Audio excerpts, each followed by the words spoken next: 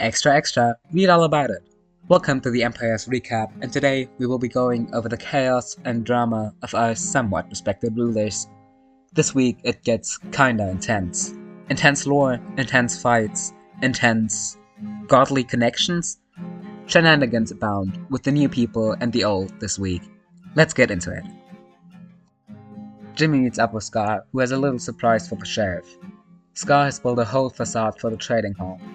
The actual trading hall bit isn't done yet, but they'll get there. He gives Scar a lasso and goes to show him the horses, as all good sheriffs have horses, when they come across a TNT block saying, "Push the button." Funnily enough, it blows up. Who would have thought? Jimmy comes across a sign from Joel taunting him to fight in the arena. Jimmy takes the bait. It's a fair fight, but Jimmy loses and the two of them throw some bizarre insults at each other. He's had a lot of complaints about his gunpowder store never being stocked, so the sheriff gets on the case and builds 2 more layers to the farm. He gets a much higher rate now, but he trades most of the new stock with Falls for some iron to keep expanding the Tumbletown rail. It won't be closed forever, folks. He shows off the progress Scar has been making on villager operation and goes to check out the hermitopia that's been made. They didn't get a sign-off from the sheriff. While he's wizarding, he explains the game of tag currently happening on the server.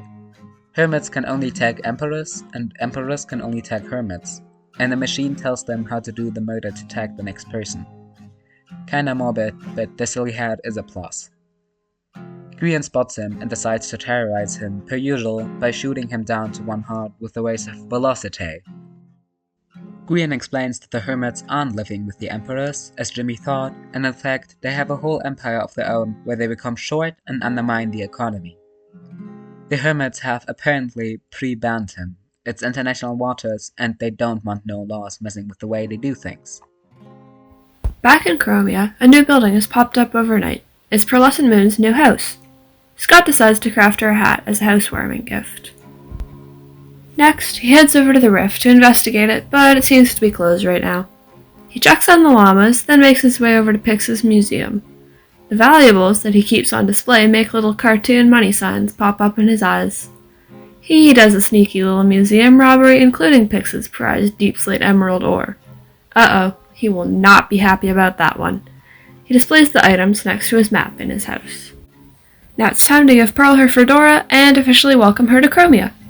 She mentioned something a bit odd. When she was staying in the tavern, she heard voices, even though she was supposedly the only one staying there. Huh. Weird. But it's probably nothing, right? With the arrival of the hermits, Scott is concerned about the Empire's economy. That's definitely his only motivation behind building an illegal black market underneath Pix's bridge. It turns out the inside is hollow, and with a bit of floor building and spooky decorations, it can become a great place to shop. He invites his first customer, one known for being a fan of breaking laws, to come for a visit, and immediately makes his first sale. Joel does look pretty good in that fedora. He's also interested in selling some contraband toys of his own down there. Scott makes a list of fellow criminals to invite, including some of his friends and some of the new hermits. David's inner wiring is finished for now, and Pix has set a new personal record for number of wooden shovels made. The next step is planning decoration balanced with function. While hiding where the redstone could add mystique, he needs to be able to see enough of it to troubleshoot. So more David to come, don't worry. Of course, there are some people in the comments of these videos who are as affectionate about this machine as I am. In the meantime, Pix emerges from the catacombs to find Mythical Sausage has come with a proposal. He's investigating the rift, and he wants Pix's help. Who is the smartest person that I know that is going to make sure that we don't do anything stupid? And that's you. Oh, well, I'm kind of surprised, I guess. Smartest or not, when the rest of the lore team turns out to be Catherine and Ollie, we're confident Pix is the most focused. Good thing Sausage put fidget toys in the headquarters, so people are paying attention when Pix says something smart. Side of it. I wonder if that's one like of them. Kind of weird interspatial crystallizations. Probably. Yeah. That sounds clever. I just thought it was gloop. I'm here That's to why I make got him here. I'm here to But we invent can- phrases like this. Sausage has been collecting pieces of the rift, as well as information on all the newcomers, the Rifties. While Pixarift skirts the edge of the fourth wall knowledge he has of them, Lore heads back to the dead rift to see if anything has changed. One of the falses appears, denying that there are any other falses, and their mutual attempts to turn the rift back on are in vain, though pleasing to the ears. Pix comments they should ask the Rifties what they know, which leads Lore to the flashy new building on the horizon. This seems to be where the Rifties have settled, with their wealth on display. They have even more of a thing about diamonds than Ollie does. Pix convinces the others not to rob them blind, yet, and the meeting of lore adjourns. Just in time for one of the Rifties to swoop in. Jevin was sick throughout the proper server tour days, but Pix will still show him around the farms. Time is as much a commodity as anything, and Pix is willing to trade for time spent AFKing at his Froglight farm. Even after the deal with Joey, Jimmy still hasn't stocked his shop, so Pix takes them to the lighthouse directly. Jevin's geared up now, ready for his own farm making. One Rifty leaves and another appears, trouble with a capital Grian. He's just here to borrow David for a bit, if Pix can show him how it works before he does something he's not supposed to. All you need to do is come back up here and do one of your favourite things, press this button. This one? I was gonna press that button over there, so... Yeah, don't press the button over there. As expected, Grian does fritz the system a bit, which is why Pix stayed close by. It's an easy fix, just resetting a dropper, but all this machinery has the hermit on edge for possibly good reasons. Because if you load this thing incorrectly, does it just explode? I mean, it doesn't explode. There's no, like... I could have added that, but that was an optional extra. I didn't want to. do you explode? Is that what happens? Don't worry, Grian. Pixel Riffs is polite enough not to take advantage of you AFK right under David, as tempting as it is. He even gathers Grian's copper for him, testing an allay collection system. Some of his own copper goes into the first houses behind the Great Gate, though do they count as houses if there's no way in? He saves the front pedestal for a statue, though the design will have to wait for another day. No rest with all these guests. Pixel Riffs invites Jevin to join him in raiding an ancient city he found near the beginning of the server. A few more echo shards will let him complete the ancient city exhibit in the museum, and he needs someone to serve as a distraction. Slimes are warden resistant, right? The plan works surprisingly well, with Pix sneaking around on wool pads for hidden chests, while Jevin's hit and run holds the attention of 2 wardens at a time. They gather their loot and make a graceful exit. Alright, I think we should get out of here before something goes wrong. Yeah, makes sense. Things went too smoothly today. Pix heads to the museum to place a recovery compass in the exhibit, but it's empty? Who would take them? And worse, his precious deep slate emerald ore is gone! He's distraught, he's weak, he's in physical pain from the loss of his greatest treasure, ignore the subtitles. He wakes up in bed. Pix heads to the museum to place a recovery compass in the exhibit, but it's pointing to the museum where his precious deep slate emerald ore is gone. The compass is pointing at the empty stand, as if instead of tracking where he died, it's tracking fragments of the missing block. This compass points to deep slate emeralds.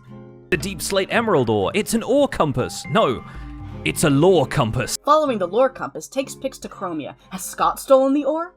Despite his frantic carpet-digging efforts, he finds nothing. Maybe it was just Scott's new perfume, or maybe he's being set up.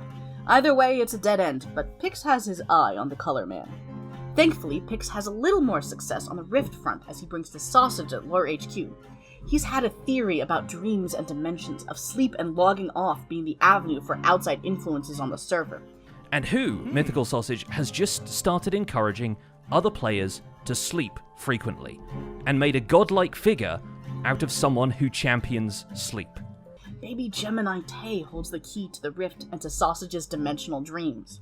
Armed with this theory and a little too much coffee, Sausage and Pix confront Gem and Dawn about her religion and her knowledge of the visiting hermits. She comes clean about her role-playing, her slipping between dimensions, and about the exception to her no-kill policy. Well, where B-dubs is from, we kill B-dubs a lot. If Gem can control her movement between dimensions, maybe Sausage can too. He needs the help. Yeah, but it's nice having him around. Gem has received a gift from Joel with a somewhat insecure-sounding note from the man complaining about her new Church of the Sun. Here, Gem, look at this. Oh, it's a gift. Sad and angry. Oh no. He does seem to be the only one annoyed about it, though, as her recruiting session on stream goes incredibly well. B-dubs seems very enthusiastic. He's even volunteered to be the god of the religion. This whole sleeping thing really is his natural state. Sausage and Flip take a visit too, and Sausage is very enthusiastic about joining.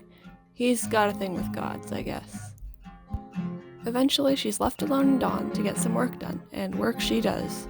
She builds up the wall behind the church and makes a pathway to make sure people don't get lost on their way to finding the sun. Impulse comes through the nether portal to ask her opinions on a new sightseeing venture, consisting of a raid farm in the ocean off her docks. I thought maybe you'd like to have like a raid farm just off the coast there, that you could wake up in the morning as the sun's rising and see the big tower of raid farm happening. What do you You know I think? come to this server to escape you, right? She lets him use her villager farm and the rails she has in exchange for half profits. Next, she makes some updates to the interior of the church while waiting for word from the new worshippers of the sun, adding flowers and bookshelves and candles all around. And don't forget the centerpiece B-Dub's head.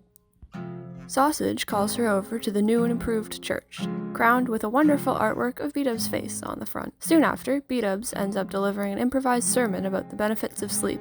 Well, he would know. Back in Dawn, she wants to talk about the plans for her empire, especially as she's going to be having more visitors due to the sun religion. She's still working on the materials for the castle, but there's still a lot of building her future with plans for future expansions.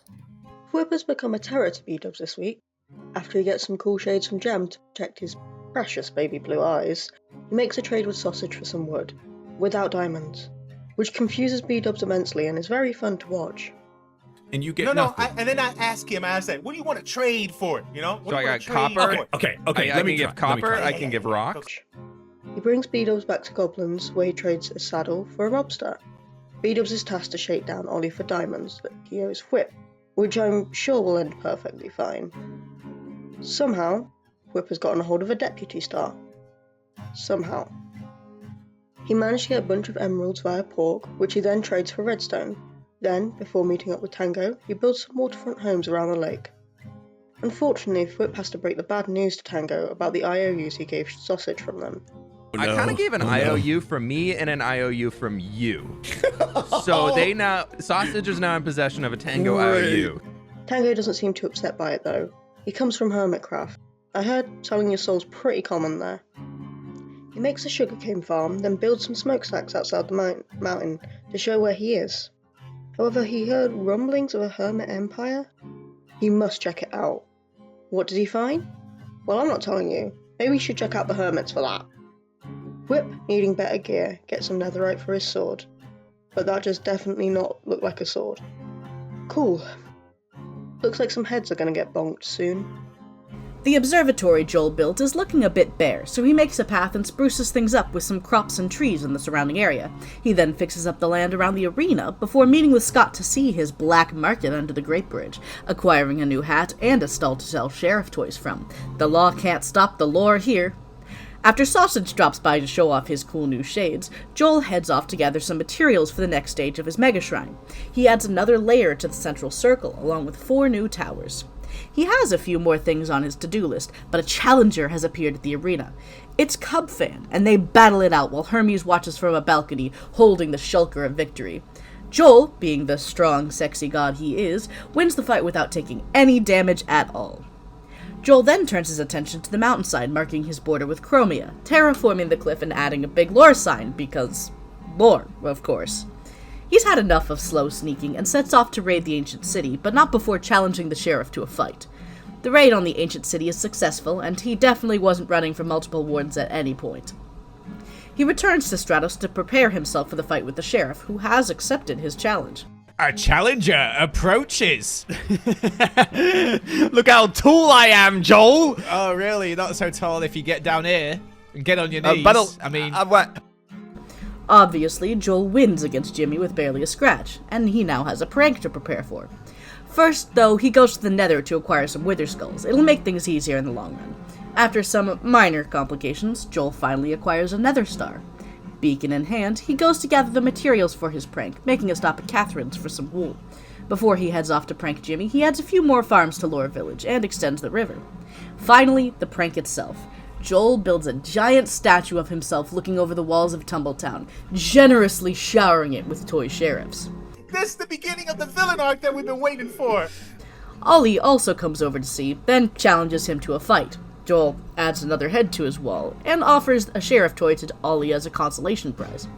Finally, he adds another building to the Lore Village to house even more villagers to meet his increasing demand for quartz. Hard to sate the whims of such a big, strong god. The lore is strong for Sausage this week. In his new LORE building, he decides to recruit a team. The Brains, Pix, Muscle, Catherine, and the Negotiator, Ollie. Now that's a whopping good team. After investigating the now dormant rift and the Herm Empire, they head their separate ways. Back at Sanctuary, Cub visits to ask for a stack of what he feels best represents his empire. Sausage gives him his best wood, because why would we expect anything else from him? The influx of visitors inspires him to build a visitor center. Located right at the heart of Sanctuary, it contains a map of the whole place and the edge of Joey's empire. Sausage is dragged through another vision and lands in the map room of Somewhere Familiar, if you've ever seen Season 1, the War General's place. As we all know, Sausage is the god collector of the server, so of course he joins the sun religion of a certain princess. B-Dubs has joined the server as a new god, and after giving him a tour of Sanctuary, leaves him to fiddle with the display on the front of the church, while warning Shelby about the potential threat to her life. He has a talk with Pearl on his way to pick up Hermes. As a religious man, he places his gods in an order. His Santa Perla comes first, then Joel, as the father of his son, and then B-Dubs, for his sunglasses. Spring has sprung in Cogsmead, and that's not the only thing that's sprung up overnight. A new tower has sprung up by the bridge, which Force is pretty sure she didn't build. Well, my memory was getting better. Anyway, she adds in another tower since she was planning to add something on anyway. Force has built a tree and river by her town tavern, and it's starting to look lovely. Speaking of the tavern, she's got the interior finished. She might need a cleaner in room 2 though. Jevon comes in for a visit, and she gives him a tour of the Stupor Saloon. He decides eventually on staying the night in room 2. She leaves him to settle in and heads on her way. Join us next week for more chaos and shenanigans. Thank you for watching, and thanks to everyone for helping out with the project. Check them all out below.